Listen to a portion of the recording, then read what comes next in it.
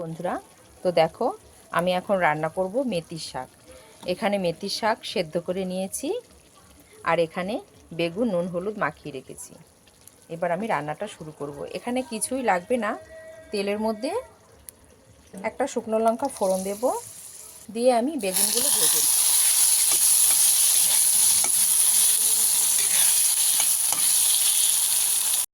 বেগুনগুলো লাল লাল করে একটু ভেজে তুলব। বেগুনগুলো লাল লাল ভাজা হয়ে গেছে, এবার আমি এখানে এই মেথির শাকগুলো দিয়ে দেবো। বেগুন দিয়ে এইভাবে মেথির শাক করে রান্না করে খেয়ে দেখবেন বন্ধুরা, দুর্দান্ত লাগে। আর এই শাকে কত প্রোটিন সেটা তো তোমরা জানোই।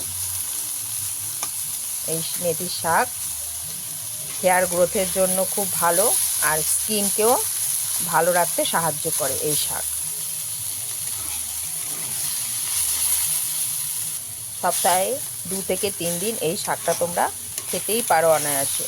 আর যারা ওয়েট লস করছো তাদের জন্য এই মেথির শাক দুর্দান্ত উপকারী, ওয়েট লসেও সাহায্য করে এই শাক। খুব ভালো, এইভাবে রান্না করে খেয়ে দেখবে, বেগুন দিয়ে দারুণ লাগে। দেখো বন্ধুরা, মেথির শাক আমার রান্না হয়ে গেছে, আমি নামিয়ে নিয়েছি। দেখো কীরকম হয়েছে, ভালো লাগলে লাইক কমেন্ট করে অবশ্যই জানাবে, আর সাবস্ক্রাইব করতে কিন্তু ভুলবে না। আর তোমরা কেমন করে বাড়িতে এই শাকটা রান্না করে খাও আমাকে অবশ্যই জানাবে। দেখা হচ্ছে অন্য একটি ভিডিওর সঙ্গে। ধন্যবাদ।